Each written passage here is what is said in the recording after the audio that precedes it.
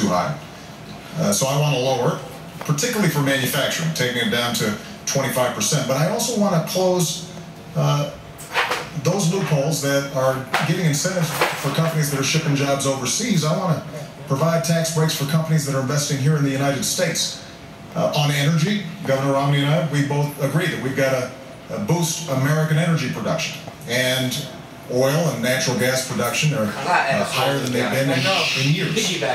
But I also believe that we've got to look at the energy sources of the future, like wind, solar, and biofuels, and make those investments. So all of this is possible. Now, in order for us to do it, we do have to close our deficit. And one of the things I'm sure we'll be discussing tonight is how do we deal with our tax code? And how do we make sure that we are reducing spending in a responsible way, but also how do we have enough revenue to make those investments? And this is where there's a difference, because Governor Romney's Central Economic Plan calls for a $5 trillion tax cut. On top of the extension of the Bush tax cuts, that's another $1 trillion. And $2 trillion in additional military spending that the military hasn't asked for. That's $8 trillion. Holy crap. How we pay for that, reduce the deficit, and make the investments that we need to make without dumping those costs on the middle-class Americans, I think is one of the central questions of this campaign. Both of you spoken about a lot of different things, and we're going to try to get through them in as specific a way as we possibly can. But first, Governor Romney, do you have a question that you'd like to ask the President directly about something he just said? Well, sure. I'd like to clear up the record and go through piece by piece. First of all, I don't have a $5 trillion tax cut. I don't have a tax cut at the scale that you're talking about. My view is that we ought to provide tax relief to people in the middle class. But I'm not going to reduce the share of taxes paid by high-income people. High-income people are doing just fine in this economy. They'll do fine whether you're president or I am. The people who are having a hard time right now are middle-income Americans. Under the president's policies, middle-income Americans have been buried. They're just being crushed. Middle-income Americans have seen their income come down by $4,300. This is a tax in and of itself. I'll call it the economy tax. It's been crushing. At the same time, gasoline prices have doubled under the president. Electric rates are up. Food prices are up. Health care costs have gone up by $2,500 a family. Middle-income families are being crushed. And so the question is how to get them going again. And I described it. It's energy and trade, the right kind of training programs, balancing our budget, and helping small business. Those are the cornerstones of my plan. But the president mentioned a couple of other ideas. I'll just note. First, education. I agree. Education is key, particularly the future of our economy. But our training programs right now, we got 47 of them housed in the federal government, reporting to 8 different agencies. Overhead is overwhelming. We got to get those dollars back to the states and go to the workers so they can create their own pathways to getting the training they need for jobs that will really help them. The second area, taxation. We agree we ought to bring the tax rates down, and I do, both for corporations and for individuals. But in order for us not to lose revenue, have the government run out of money, I also lower deductions and credits and exemptions so that we keep taking in the same money when you also account for growth. The third area, energy. Energy is critical, and the president pointed out correctly that production of oil and gas in the U.S. is up, but not due to his policies, in spite of his policies. Mr. President, all of the increase in natural gas and oil has happened on private land, not on government land. On government land, your administration has cut the number of permits and licenses in half. If I'm president, I'll double them and also get the oil from offshore in Alaska, and I'll bring that pipeline in from Canada. And by the way, I like coal. I want to make sure we can continue to burn clean coal. People in the coal industry feel like it's getting crushed by your policies. I want to get America and North America energy independent so we can create those jobs. And finally, with regards to that tax cut, look, I'm not looking to cut massive taxes and to reduce the revenues going to the government. My number one principle is there'll be no tax cut that adds to the deficit. I want to underline that. No tax cut that adds to the deficit.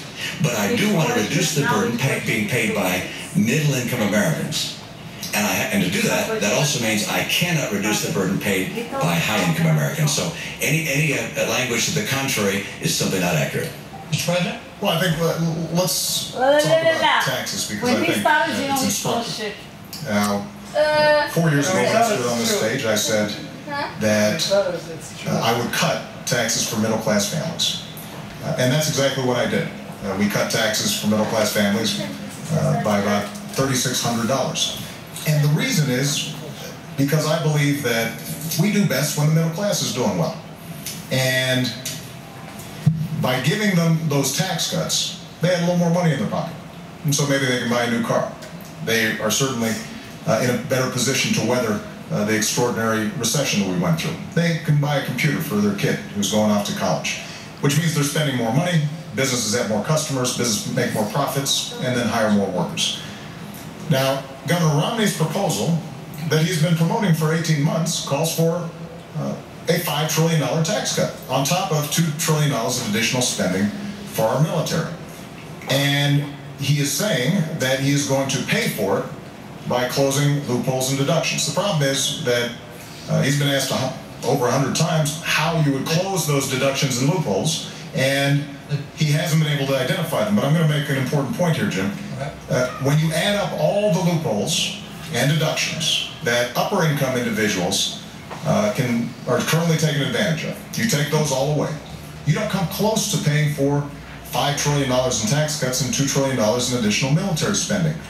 And that's why independent studies looking at this said the only way to meet Governor Romney's pledge of not reducing the deficit or not adding to the deficit is by burdening middle-class families. The average middle-class family with children would pay about $2,000 more. Now that's not my analysis, that's the analysis of economists who have looked at this. And that kind of top-down economics where folks at the top are doing well, so the average person making $3 million is getting a $250,000 tax break, while middle-class families are burdened further, that's not what I believe is a recipe for economic growth. All right. What is the difference?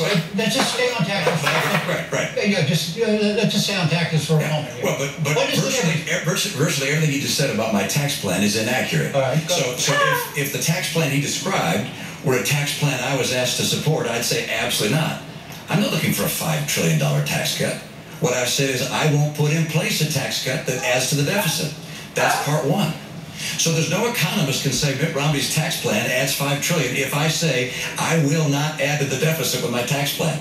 Number two, I will not reduce the share paid by high-income individuals. I know that you and your running mate keep saying that, and I know it's a popular thing to say with a lot of people, but it's just not the case. Look, I got 5 boys. I'm used to people saying something that's not always true, but just keep on repeating it and ultimately hoping I'll believe it. But that is not the case, all right? I will not reduce the taxes paid by high-income Americans. And number 3, I will not, under any circumstances, raise taxes on middle-income families. I will lower taxes on middle-income families. Now, you cite a study. There's 6 other studies that looked at the study you described and say it's completely wrong. I saw a study that came out today that said you're going to raise taxes by $3,000 to $4,000 on middle-income families. There are all these studies out there. But let's get to the bottom line. That is, I want to bring down rates. I want to bring the rates down, at the same time lower deductions, and exemptions, and credits, and so forth, so we keep getting the revenue we need. And you think, well, then why lower the rates? And the reason is because small business pays that individual rate. 54% of America's workers work in businesses that are taxed not at the corporate tax rate, but at the individual tax rate. And if we lower that rate, they will be able to hire more people. For me, this is about jobs. Right. This is about getting jobs for the American people. Yeah. Do you challenge what the governor just said about his own plan? Well, for 18 months he's been running on this tax plan. And now, 5 weeks before the election, he's saying that his big, bold idea is never mind.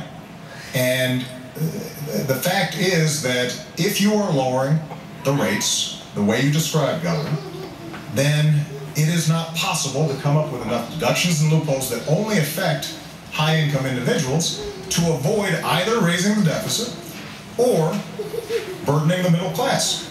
It's math. It's arithmetic. Now, Governor Romney and I do share a deep interest in encouraging small business growth. So at the same time that my tax plan has already lowered taxes for 98% of families, I also lowered taxes for small businesses 18 times. And what I want to do is continue the tax rates, the tax cuts that we put in place for small businesses and families.